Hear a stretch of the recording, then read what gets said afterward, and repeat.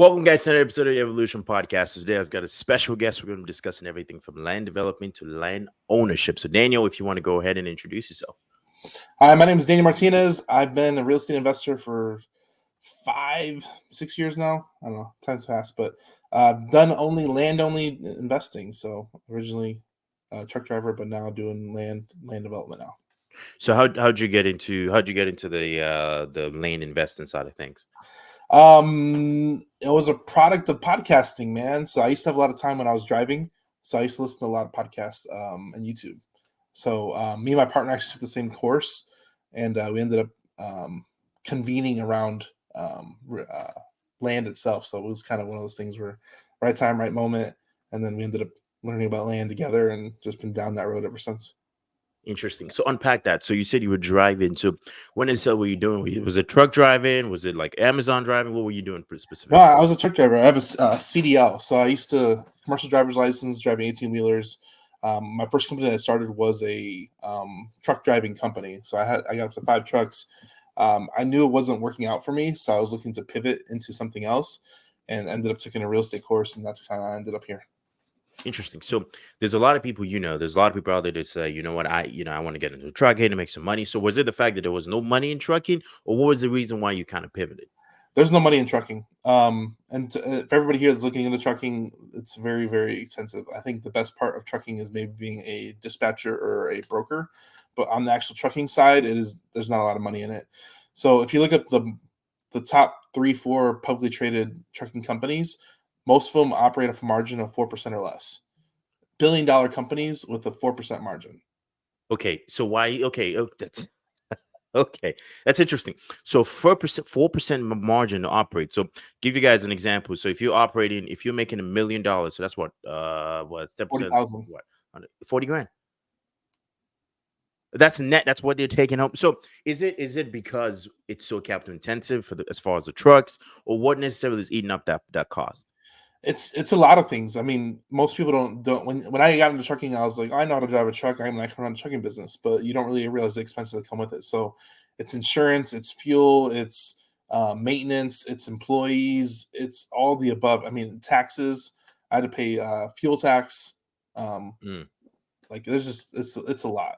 It's a lot. So there's more money as a truck driver than there is owning a truck company. 100%. 100%, because you don't have that liability or expenses that come with owning a truck company, because you don't have to deal with maintenance.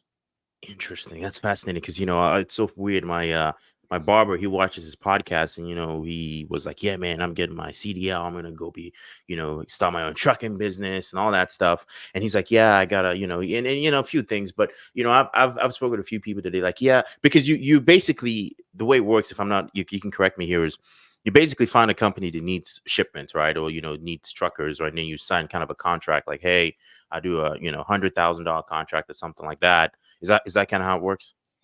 Yes and no. So a lot of people getting into the game, like, you either have to know somebody that has a contract like that, and most times companies aren't going to sign with you because you don't have volume. So they might need they might need somebody with 5 trucks to handle their volume out of that one warehouse.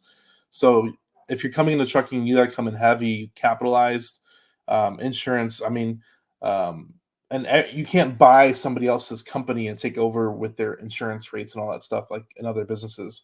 Like, the way it's too heavily regulated with FMCSA, that you have to essentially register as a new company. You get brand new insurance rates if you're a brand new company, no matter how long that company's been in business. If the changes ownership, you have to transfer, like if you're a new company, starting from scratch. So it's really regulated, and it doesn't make sense. So unpack a little bit, and let's dive a little deeper. So, were you initially in trucking? Did you do any kind of sales? What did you do anything beforehand before you got into trucking? I was a truck driver I was a company driver for a company for 2 years, and that's how I learned how to truck drive. So when I started doing entrepreneurship, I was like, I have a CDL. I know it's a valuable skill and asset. Let me do a trucking business, because it's the worst case scenario. I can always drive my own truck, which is terrible. Okay, so because now we're talking about two worlds here. You got the truck driving side, and then now let's look at the investing side. So what podcast what podcast exactly kind of flipped that switch for you, where you're like, dude, man, I got to get out of the trucking business? It was my personal experience. I was doing my own business at that point, and I was seeing the invoices and seeing the pain that came with it, and the drivers and paying insurance, and like when I got out of the business, out my insurance alone was 10,000 a month. Whoa. And I'm just being honest with you. Like I had 5 trucks. It was charging me 10,000 a month. That was if the trucks did not run. And I had a truck that kept on getting broke down, so I still had to pay insurance for it. So imagine this: you got they say trucks make $5,000 a week, whatever, but they don't count like 2,000 of that is going to fuel. You got to pay your driver 1,000 to 1,500 bucks, and then plus your insurance, if the tax, all the other carrying costs. You got to pay a dispatcher. You got to pay yourself. Like you're not making any money. Mm, man. So was that 4% profit margin? Is this an S corp where you're paying yourself, or is this just strictly still an LLC? So this is one of those things where like I got hit with expenses. Like my biggest maintenance bill was $7,000. And then you got to still think if I'm not running that truck, I still got to pay the $10,000 insurance. So you're running at a negative. If your truck goes down for a week, your driver goes on vacation, you lose a driver. You have to hire a new driver. Mm, It takes a week or two to place them. So you have a lot of like varying. You have monthly costs that happen every month, whether you run the truck or not, and it just runs it to zero. okay, so now you see how there's this shortage of they're like there's a shortage of truckers, and did that affect it in any way? It's hard finding good drivers. That's the other thing too. I mean, trucking it's hard. When you are a small business, it's hard to find drivers because most of the good drivers are good companies. So you're stuck with the riffraff of drug testing each employee. That costs Hmm. money. Not all your drivers test positive because you're federally regulated. They're always trying to skirt the rules. I had a lady I was going to hire. She literally went to the drug test. They realized that it was a legit drug testing facility, and she was walked out. And I have to report that she walked out of a drug testing facility because it shows that she wasn't going to pass. So you have to be in a consortium. Like there's a lot of regulation that comes with that. Like I went through in 2 years of managing a truck company, I went through like 30 drivers. Whoa. Man, okay. So that's not, because it's so interesting, because you know what they say, the grass is always greener on the other side. Someone is always going to tell you, man, trucking is a thing. But the weirdest thing is people who tell you trucking is a thing are people who haven't gone into trucking. Or they're selling you the dream. Yeah, but what's the advantage to sell you the dream then? Because what's the incentive? Is there They monetize the information. so you're talking about like courses or I They'll sell you see. they'll sell you dispatching, they'll sell you courses, they'll sell you everything else but the actual job of doing it, because the actual job of doing it is the worst part of doing it. Interesting. I mean, that's with almost anything. They highlight more of the good, and most people never give the disclaimers of like, hey, when you get into this, it's actually going to be this much work, this much struggle. So that's interesting that you bring up there. So what year did you leave the trucking business, and what year did you transition into the investing side of things? Um, I left trucking, had to be in 2019. Okay. 2019. I got completely out of trucking, went full into real estate. I've been self-employed for 6 years now, almost 6.5 years now. But man, it has been hard road. Entrepreneurship is not for the it's not for the lighthearted. Well, talk to me, because we have a lot of entrepreneurs that watch us, and I think a lot of wannabe entrepreneurs rather than watchers, and then they see this, like a lot of times people like approach me like, man, I want to start a side hustle, or I want to start. And honestly, I'm a big advocate. If you're not making enough money, you want to make more money, 100%.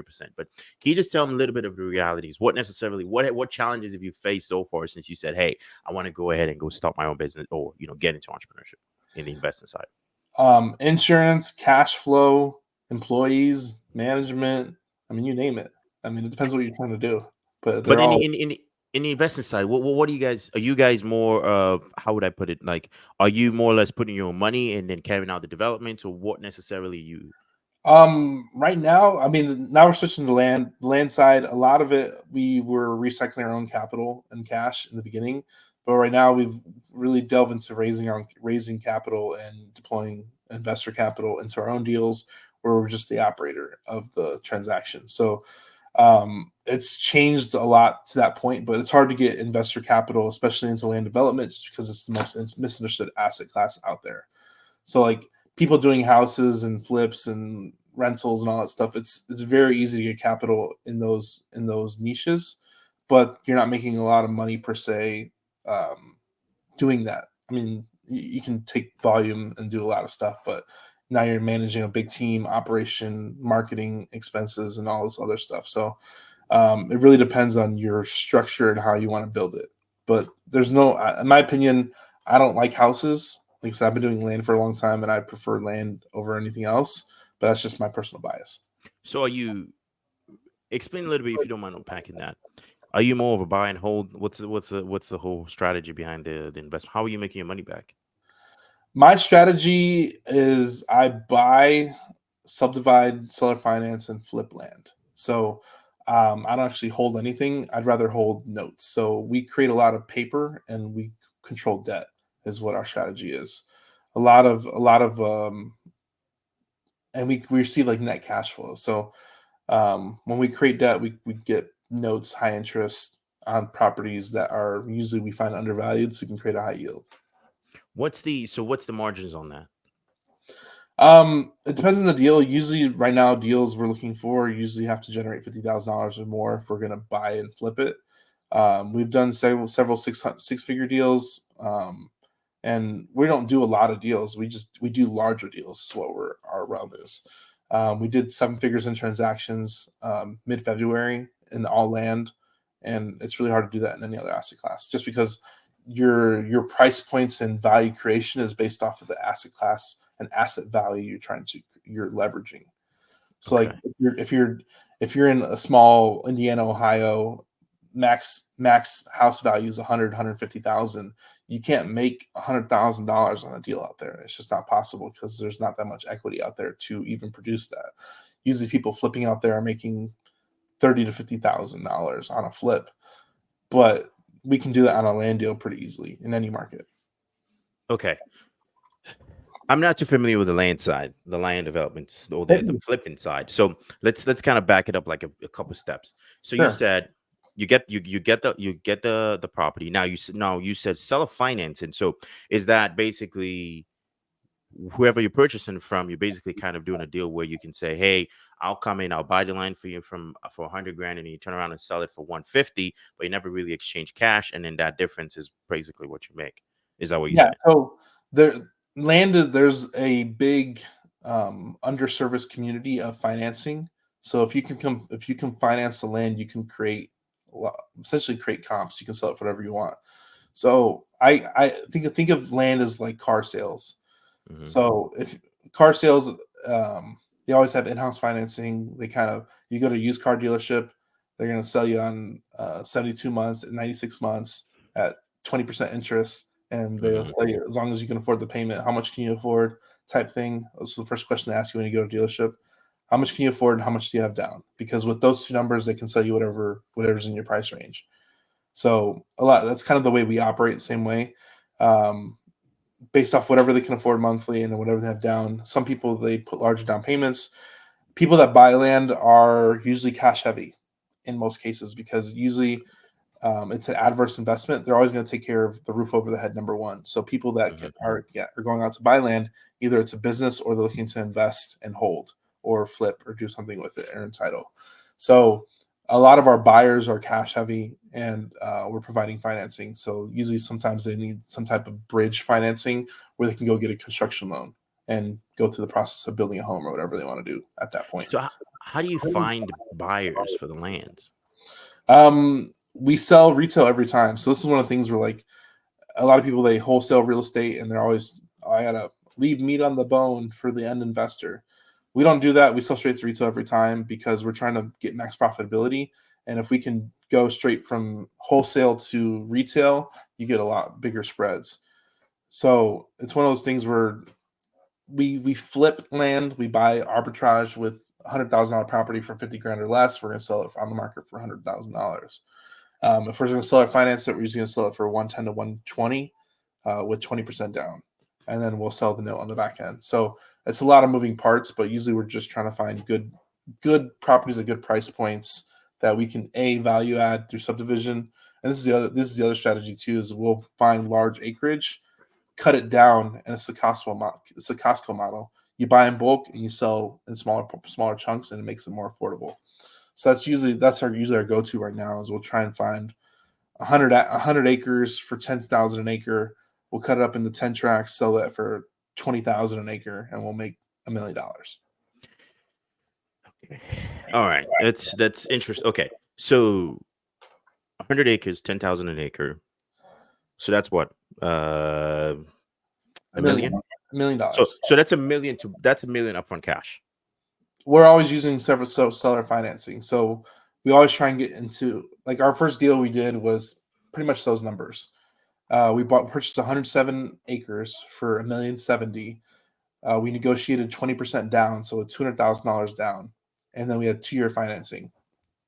So you paid the seller. We paid the seller $200,000 down, $1,070,000.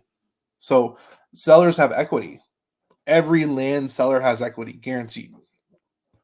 So we negotiate seller finance. That one was $200,000 down. We ended up cutting that lot into 10 lots, and we sold it for $20,000 an acre. Same numbers. We acquire for 10,000 an acre, sell for 20, and that's how we move. So that's okay. That's what you. Okay, so you said every seller has an equity. So basically, every deal you've done so far, every land you've bought, they have an equity in the deal. They always have equity, and we're usually getting some type of seller financing. I would say 8 out of 10 times. So you never do any deals with a bank? Never do deals with the bank. Never do deals with cash. In most cases, we're buying 100% cash. It's mostly usually some type of seller financing. Huh. Interesting. That's very, very interesting to even think of.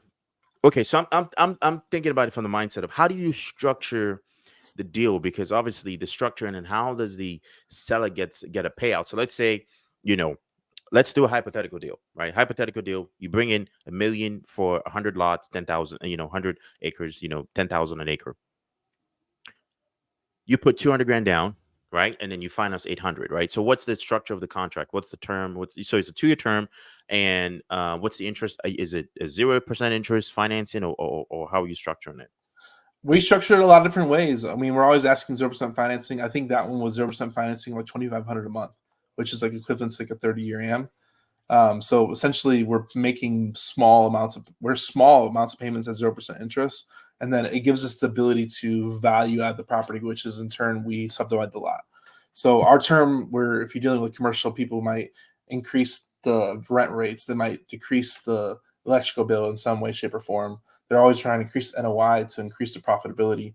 We do that with land by subdivision. So we're always trying to either add paperwork or add parcels, which is by cutting it up. So that's usually our go-to. Okay, and you got all of this from a podcast? I mean, a lot of it. Of course. I learned about real estate through course, and that was just a basic like wholesale course on how to do with houses. The land specific stuff I learned by actually doing the business, because I've been in the business for a long time. So you kind of learn new tips and tricks of how to, what a deal looks like, how to value add it, and how to make sure you're buying at the right price with the right terms. So all that stuff I've learned through firsthand experience, because we've done a lot of deals over time. Interesting. So did you when you first got started, did you have a mentor? Was anyone guiding you through this, or you just like, hey man, let me throw some money at this? I've had a lot of mentors, man. We picked up a lot of different things when we come across different situations that you need help on, like with title problems. We've talked to people with title problems when it comes to sub 2. You consult with your attorney. Your real estate attorney is going to be your best friend that will help you, guide you through, make sure you do the right paperwork. So a lot of it is you learn from. I never took a land investing course, not ever. I never took one. It was the only course I took was about real estate wholesaling, and it was mostly guided towards houses. So everything I've learned about from houses from when I started to here has all been firsthand or from the attorneys that we consult with to kind of help guide us to create the opportunity or deal we want. So, okay, you remember when we first started initially, you said, hey, trucking is a 4% margin, right? Mhm. Most people who say, hey, trucking, you make 5,000 a week, they're selling you the dream because they're not including all the expenses. Correct. Now, I'm listening to this because if I'm listening to this and I'm saying, I'm listening to you like tell me the numbers of like, well, 10,000 an acre, get 100 acres for a million, flip it for 20,000 for 20,000 an acre, which is basically pretty much you're basically cash flowing, now you're 2 million. So you've basically paid off the million that you were financing, whatever it is. And then now you're a million pretty much net. Well, after, if you flip it, there's specific real estate laws. So you don't, to avoid the capital gains tax on that. But what are the negatives kind of like in trucking that you'd say you've seen so far from basically being in the land ownership and development side? The negatives are, I mean, it's hard. It's a lot of moving pieces. The capital outlay makes it a lot easier to make it make sense because you can make a lot more money. But it's difficult. It's very difficult. It's very specific knowledge. I mean, a deal came in a couple weeks ago where they bought 200 plus acres for $3.5 million, and they overpaid. They overpaid for the deal, in my opinion. So A, they either have to add more capital to make it worth that much, or B, sit it out or take a loss. Like So you when you can. said a deal came in, was that a deal you made, or was that a deal someone you knew made, or It was a deal. A lot of my deals that come in, they come in from my social media and from podcasting, which is why I'm here. So a lot of people don't know what to do with land or don't know how to monetize it. So all my lead flow from my business comes from social media and from podcasting. So a lot of people, because no one knows how to no one knows how to do it. Like land is very specific niche. And one thing I'll say about trucking too, if you're going to trucking, dive into a specific niche that is profitable, because trucking in general is very hard to do. And if you're doing what everybody else does, you're always fighting against the grain, which I think the same thing with real estate. If you're doing basic real estate houses, you're fighting against a lot of people. There's a lot of competition. With what I do, there's no competition whatsoever. And people that do the same thing I do, I'll never cross them because I do very specific things in real estate land, and that's what I do. So I've acquired this information over a long time, and people that want to do it, they can only do it to a certain scale. So, like, let's say 75% of the land investors out there don't even mess with $100,000 or more valuations. So if when you start messing with higher valuations, it gets really, really blue ocean. There's no competition at all, which is where I kind of found my space in. So I do a lot of higher value land, and there's nobody buying it. There's nobody making deals on that level, and there's just a ton of opportunity. So a lot of my sellers are on the MLS 6 months, 12 months. No one made an offer that they liked that wasn't 50 cents in the dollar or some type of creative financing. So we target those people because they're already on the MLS, they're to raise their hand ready to sell, and they just need somebody to make an offer that makes sense for them. is there a specific state that you stay away from? Um, I love Texas just because a lot of our private capital resources are familiar with Texas, and we know Texas law. I've done deals in other states, Florida, Arizona, and I'm not afraid of doing deals in other states. It's just if it's Texas, I know Texas law, Texas ground. Like there's a lot of things that come with if you do the same area over and over again. And like I have repeatable experience, so I'm very comfortable in Texas. Like if you send me a Texas deal, I can underwrite it and tell you what's good, the bad, the ugly with it pretty quickly, just because I have a lot of experience here. Whereas other states, if you're doing stuff in Florida, sometimes you have to get like some special. Uh, they have protected animals, turtles and Mhm. birds in Florida, so you have to get special testing done to make sure you're not impeding on a sanctuary. Really? So you have to make sure you're not interesting. Special animals. It seems like there's a lot of, just like I said, there's a lot of moving pieces that goes into it. There's a lot of, so because I know a few people who may have inherited a land and then they're just sitting on it, right? They It's don't know a what to do with it. They have no idea what to do with it. Yeah, but that's a very interesting niche because I land ownership for me always came into, because when you hear flipping, you hear from a perspective of get the house for really, really cheap, put your blood and sweat and tears into it, 6 months to 8 months later, hopefully you flip it and then make a $40,000 to $50,000 profit. When if you backtrack your time that you spent in, you basically probably made $8 an hour, you know, on huh? It's not worth it.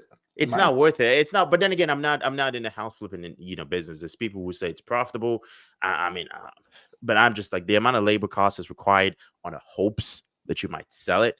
It's interesting there in the sense as to the amount of work in that perspective. But what you're saying in land perspective, because I'm still trying to wrap my head around it. So let's say somebody doesn't have the land, right? Zero land, right? What is the capital investment? Because you're saying seller based financing. So does that mean they have to have pretty much 20% down to be able to finance any property, any land? You can negotiate whatever you want.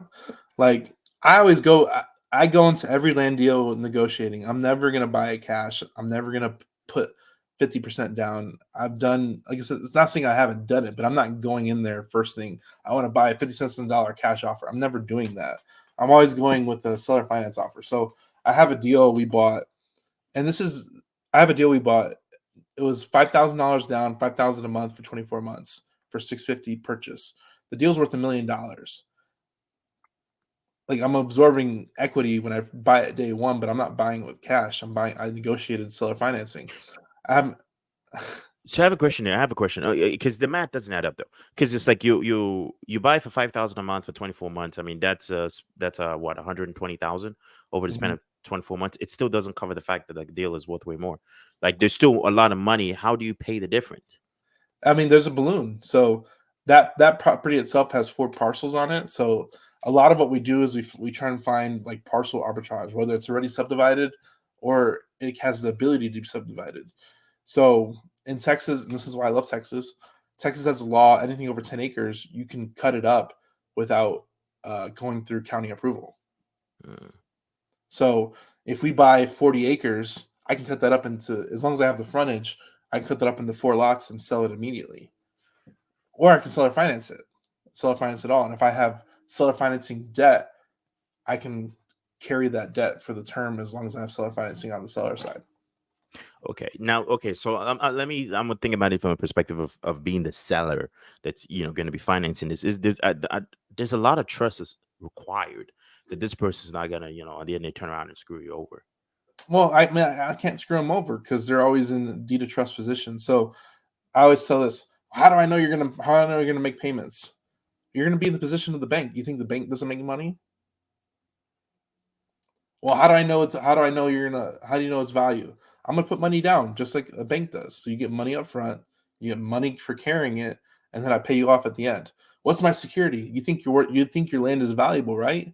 It's worth $1 million? Well, yeah, it's worth $1 million. Okay, that's your security. Your security is the land itself. And I'm paying you based because I'm gonna put a down payment down and I'm gonna make monthly payments because it's worth something. That's the value. So usually I'm trying to find an arbitrage of financing from the seller and then creating value on the end by subdivision and selling it to multiple people. Okay. So subdivision is where the key comes in because just like you said, you go in wholesaler initially, seller financing wholesale, and then you flip it around and then subdividing the lots and you're retailing. So that's the business model. That's the business model in the nutshell. And like I said, we there's deals on the MLS that are priced wrong. And if you don't know what you're doing, you don't see them. They just look like, oh, that's a $2 million property. It doesn't make sense. Like we just bought a deal in January, 8,000 an acre for 240 acres. We sold 50 acres north of that for 30,000 an acre.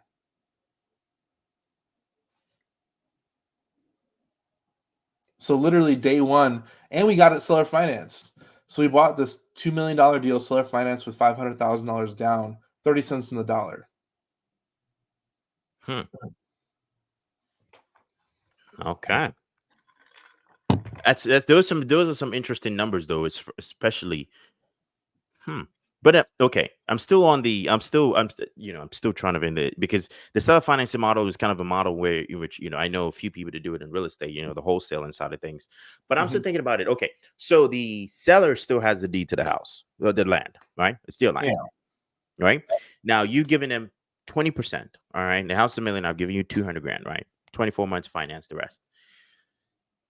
What about on your end? Because what is stopping the seller from flipping and going around and saying, being shady and like, well, you never paid me anything. There, we have laws. I can sue them. If I pay them out, they have to release the deed. Like Mm. this is ABC's of real estate. Their security is deed of trust, and I have the deed. So I have rights to ownership, even though they're the bank. And just like they're the bank, they have rights to security.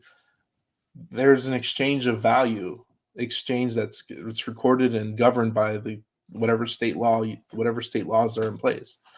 So I can't do anything wrong by their part, and they can't do anything wrong on their part, or else they're gonna get in a lawsuit, which no one wants to go to a lawsuit. So there's the deed of trust. Okay. So okay, there's still the Security. yeah, basically the security.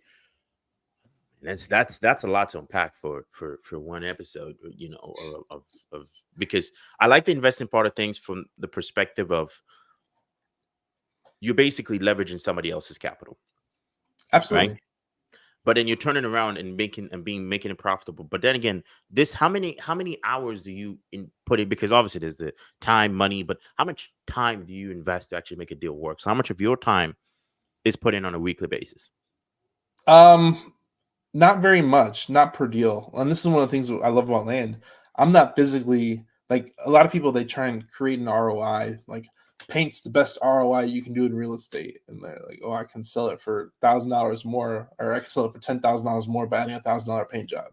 You know, and everybody's trying to quantify it like that. But like, you can create whatever ROI you want with a pen and a piece of paper. You can create it out of thin air by the terms you negotiate for. And here's the thing, I love land because there's a lot of equity there. So you can negotiate on whatever terms you want and arbitrage those. So I'm not going to a bank and getting financed. I've never gone to a bank and gotten financed. Everything's either paid out of pocket out of my own, or I've gone through private capital and paid out of their pocket and give them ROI. So a lot of this is it's arbitrage of the seller's equity. And that's what it is in a nutshell. Okay, so if seller finance, because seller finance is starting to become a thing, why don't people just do the same thing with a traditional house versus use the bank?